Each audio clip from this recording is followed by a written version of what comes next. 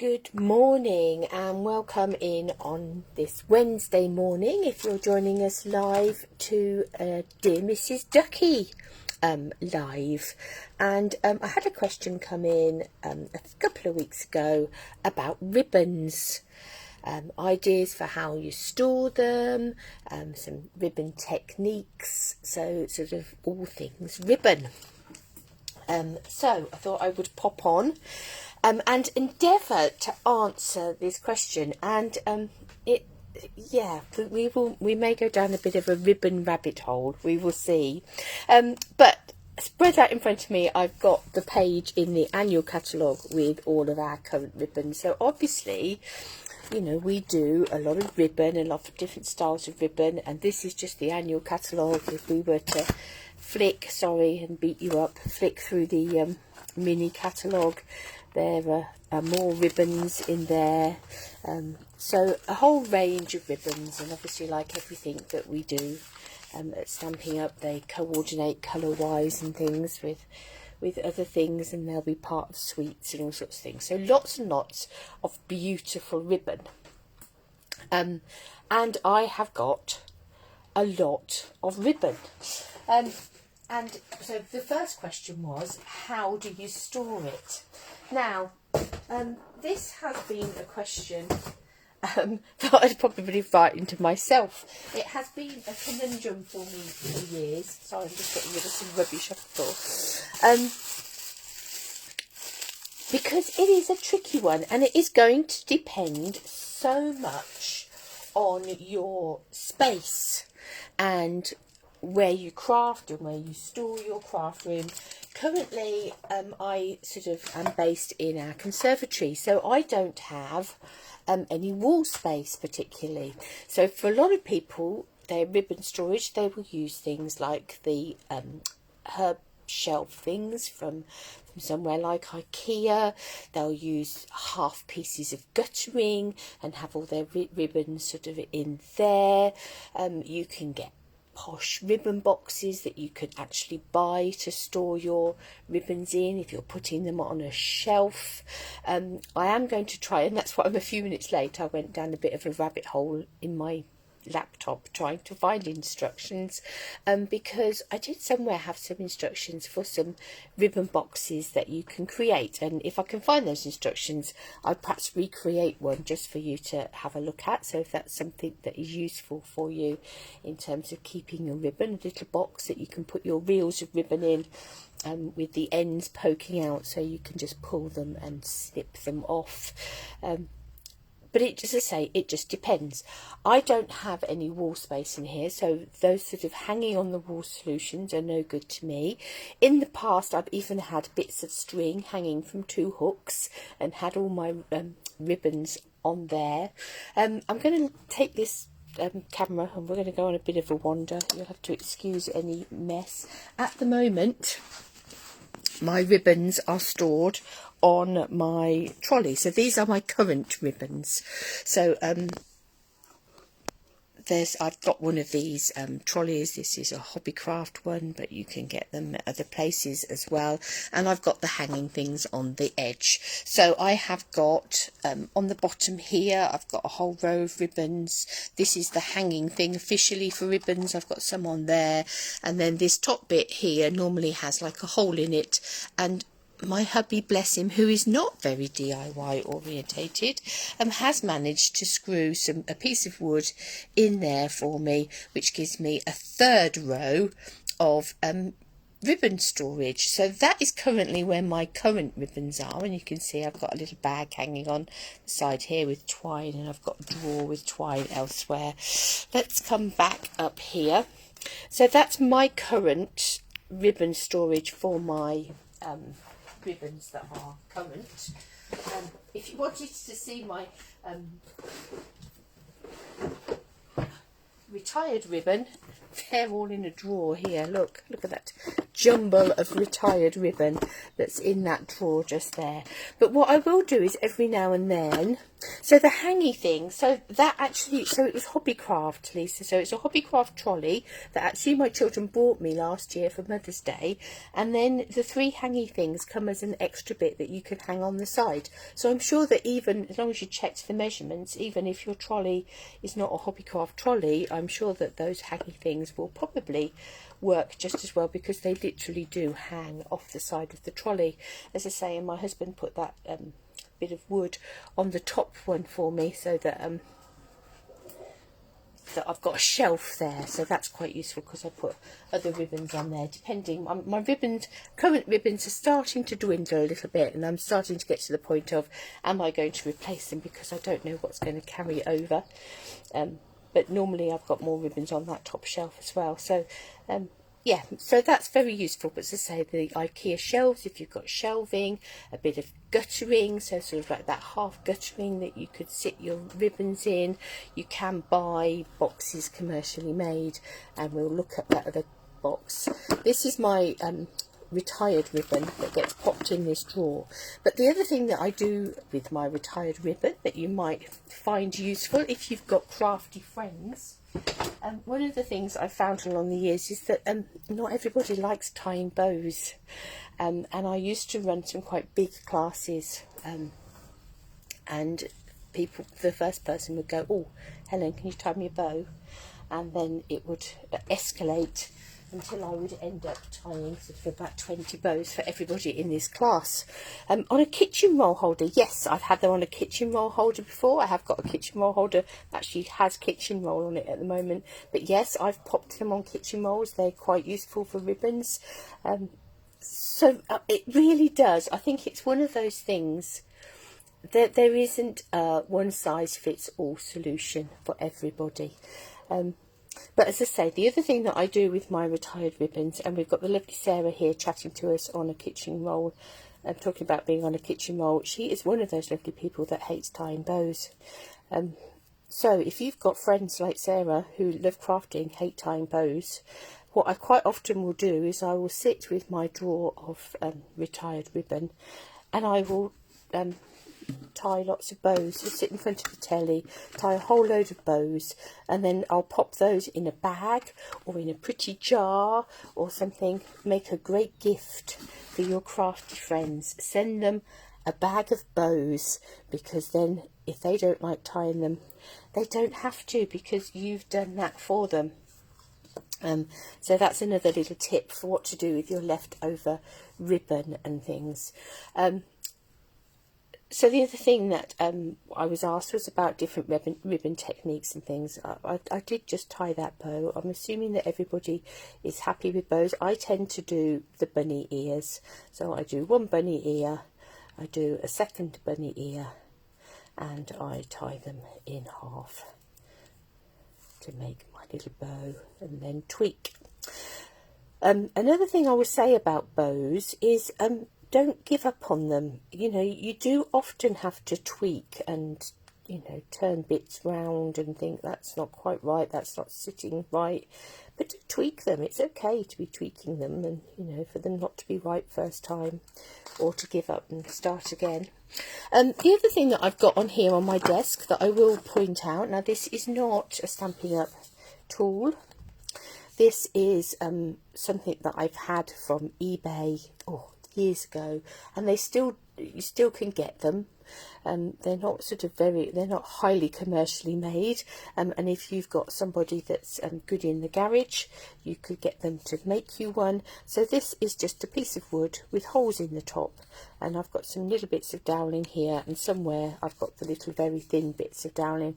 And these, if you find it hard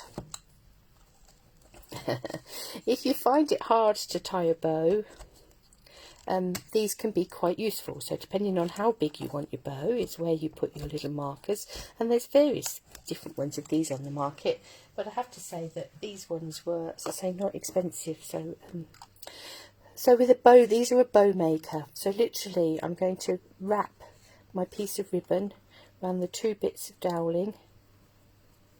I'm going to cross Absolutely, practice does make perfect. I'm going to cross those 2 bits of ribbon over the top there, tuck that tail under the bottom, bring it over there and tie a knot.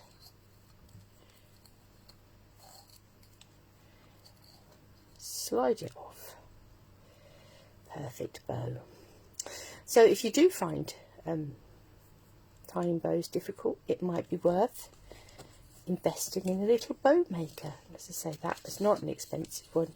I think when I bought it, it was about £1.99 or something. I think the last time I found some for somebody, they were about £2 something, including a metre of ribbon. So, you know, not going to break the bank and may be useful.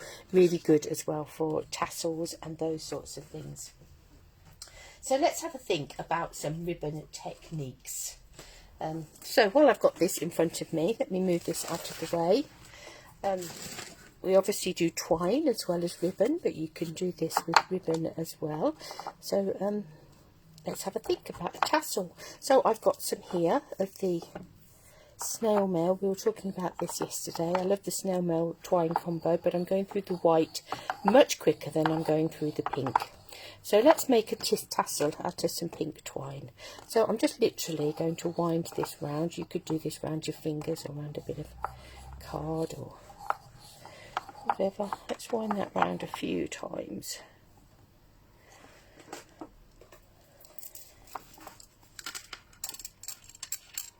Oh, cut those ends off.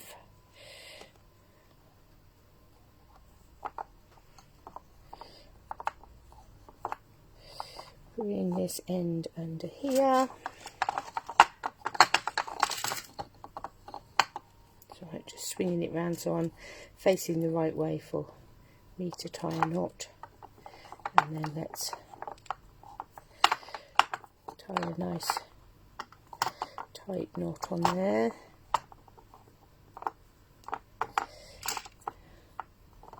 And I think I'm going to snip that off.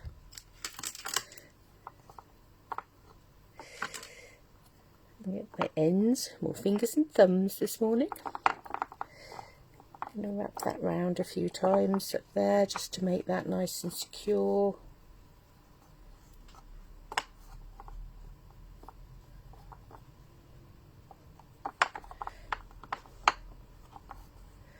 Oh, I picked up the wrong tail. Don't want that tail, want that tail. There's a tail of a tassel. There's a book title if ever we had one.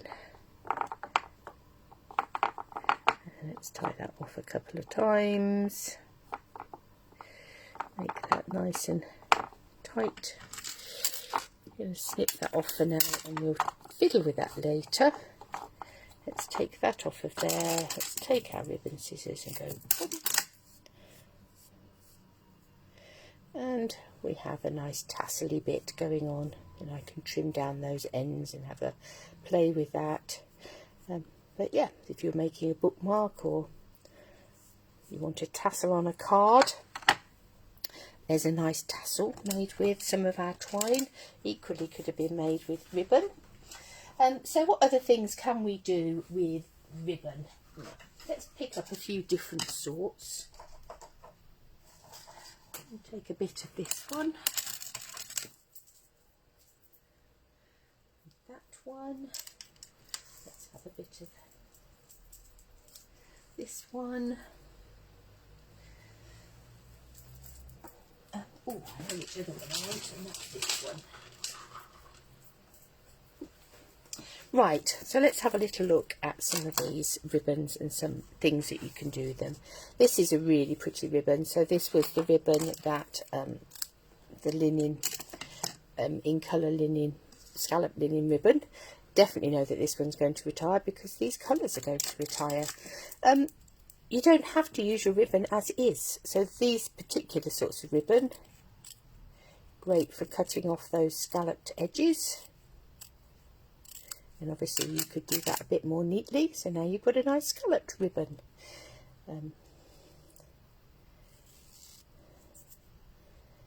Don't be afraid to fray. So just pulled on that, and now we've got a bit of a scalloped top with a frayed bottom. That's quite fun, isn't it? So don't be afraid to pull on them and you know, try various things. So don't feel that you've got to use them as is. Cut them up, do things with them.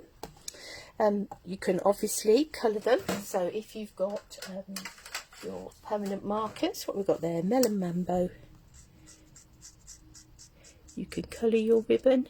The other way you can colour it is by sort of submerging it in some ink refill or sponging it, or all sorts of things. So there's lots of ways that you can colour your ribbon. You could stamp on your ribbon. I just happen to have the circles next to me that we were using yesterday. So some ribbons will be better than others. This one might be a bit too shiny, let's see. But certainly the white cotton seam binding ribbon would be perfect.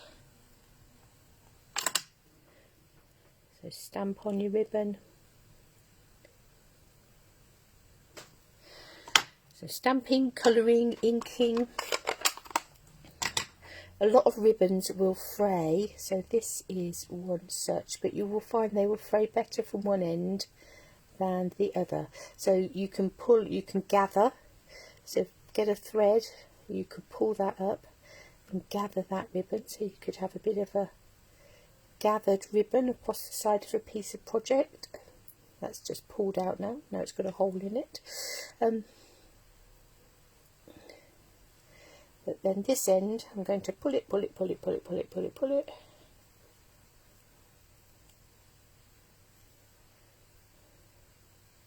at that. Isn't that fun? Frayed ribbon. But as I say, you'll find that that will work better from one end than the other. It will depend how the ribbon has been made up. But there's some beautiful frayed ribbon, so don't be frightened to fray it, pull it apart, scrunch it up. Now this bit here I'm going to take, let's find a little piece of scrap card of some manner. This one will do, and I could either take something like stamping seal, or but I'm actually going to take some tear and tape. Lay that upon a piece of card.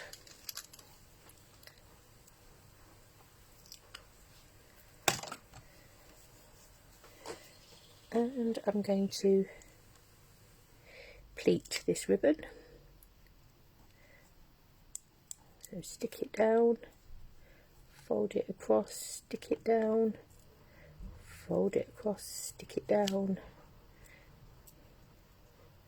And you could find something so that you could make your pleats very even if you wanted to, but they can equally just be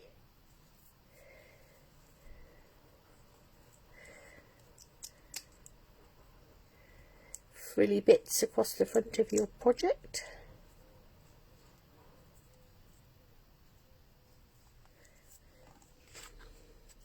So you could have pretty pleated ribbon.